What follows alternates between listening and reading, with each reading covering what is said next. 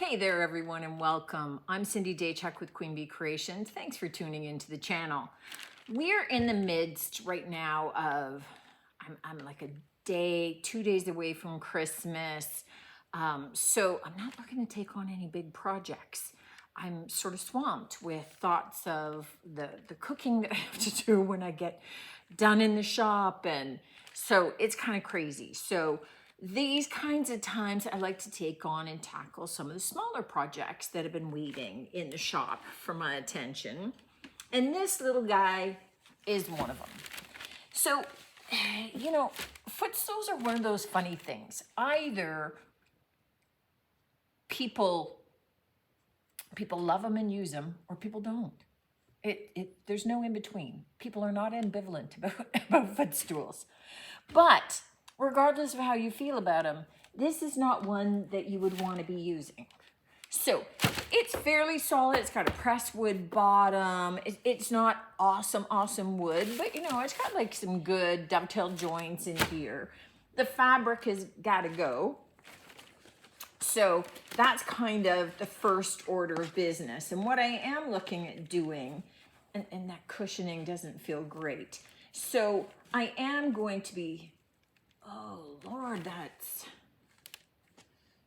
glued in tight. Okay, so what I am going to do is I am going to be popping these hinges off. The wood back here is starting to split a little bit. So we'll need to do something about that. I don't think I have the right little screwdriver over here. I need a square tip. I don't know what they're called, just square.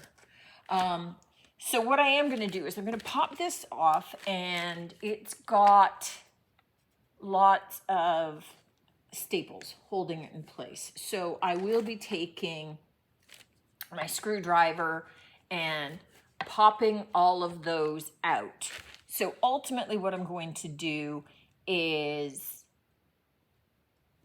get all the fabric off it, and then I'm going to paint the whole thing in French eggshell.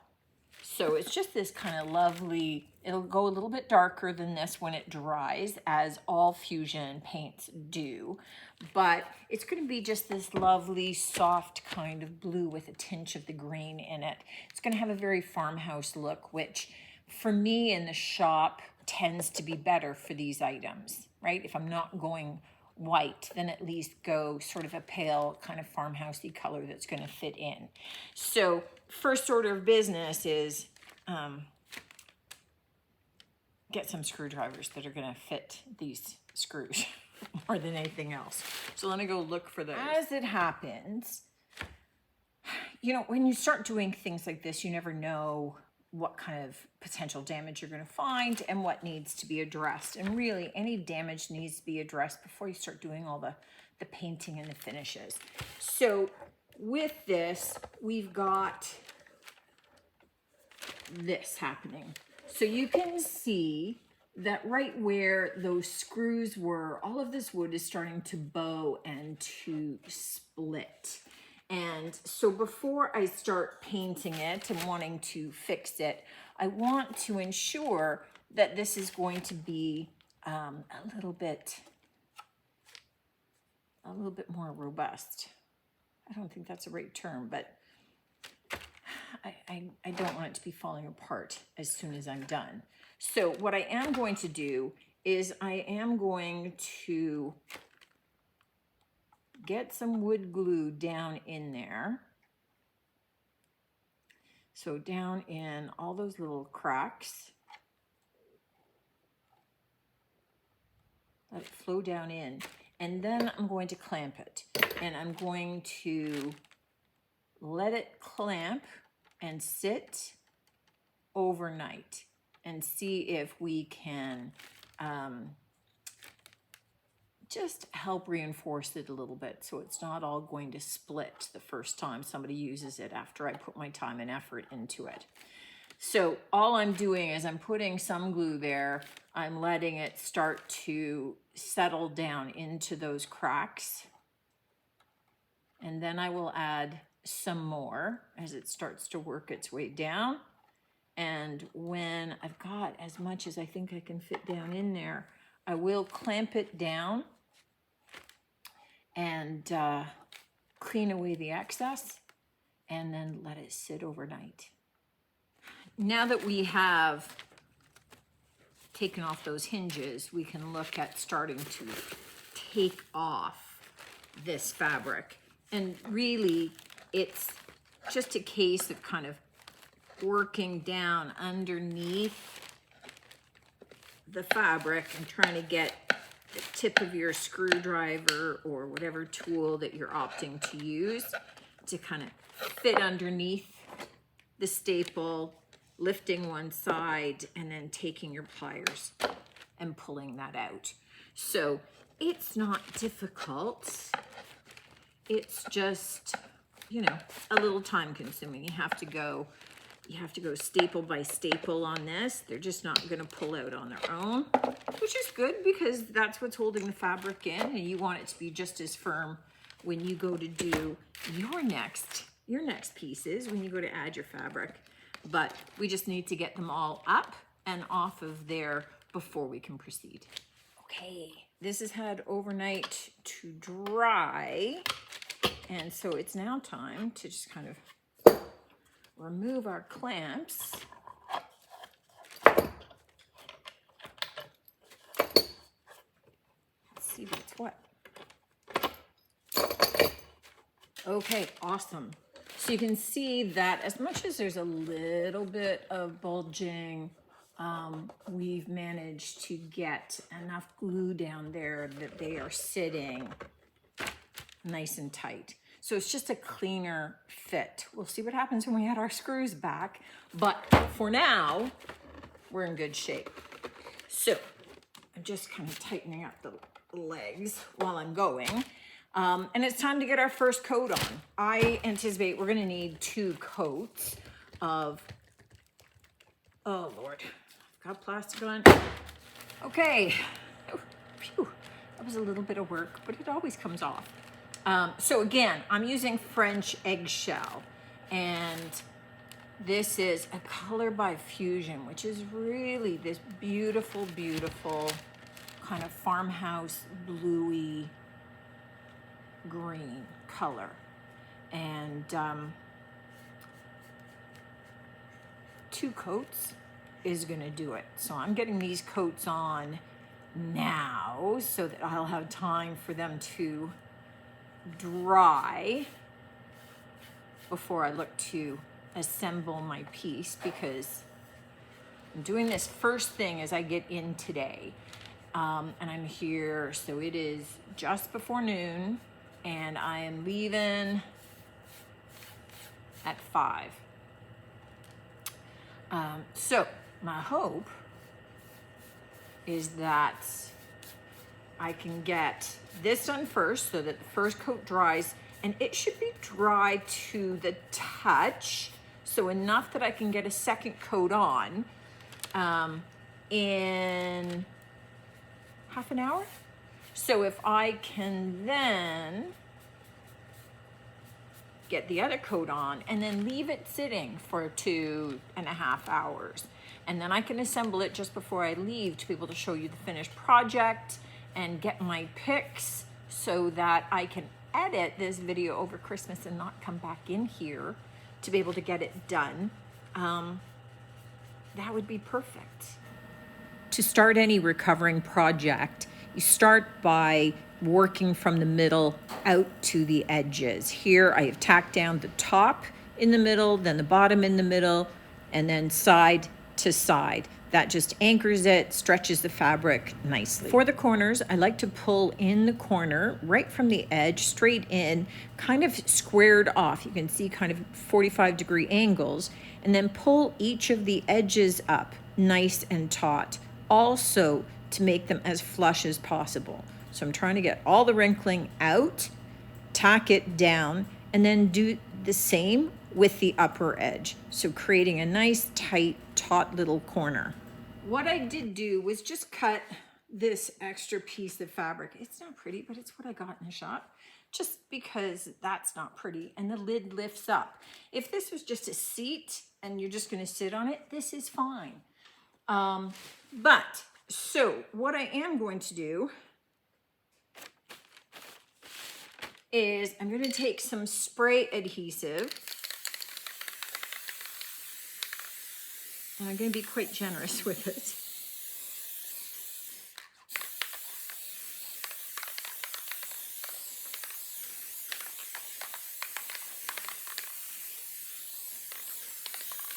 Oh, stop. And get rid of that paper so that I'm not sticking it on anything, although this one's broken. Okay, I'm gonna stick this on. Sorry, you can't see very well because of the paper, but I want to get it before the glue starts drying here. And I am going to press that on the back. It just makes it look, oh my goodness, there we go.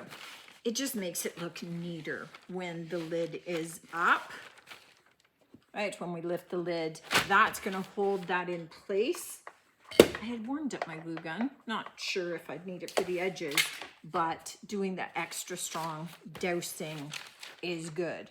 So now we're just waiting for the second coat of paint to dry, and then we'll be able to attach our hardware, and I'll come back and show you what it looks like. Here's our little stool all finished.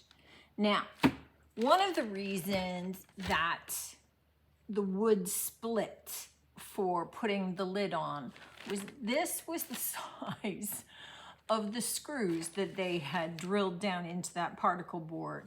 This is the size of the screws. Well, that one's gone. This is the size of the screws that I replaced it with. And that's part of the difference, right? Is this is more than sufficient to hold this into place. But going that deep into the particle board is bound to split that wood. So one of the things that you need to just bear in mind when you're working on projects sometimes is,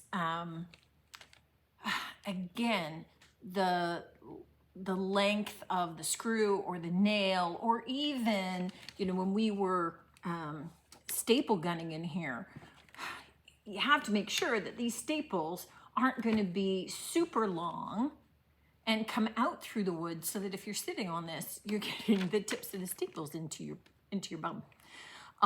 So, you know, that was one of the things that I measured prior, was just making sure that they weren't going to be too big for the project.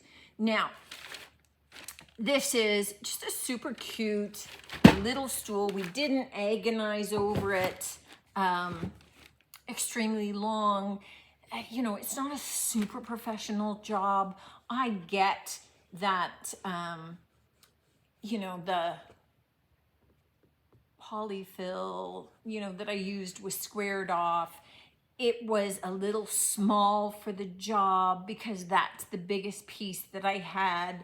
If it was bigger, it would have overlapped here more. I wouldn't have had that little ridge that you can see. That's because of it being a little shorter. If it was longer, I would have been able to pull it, or you could saw it off to taper it.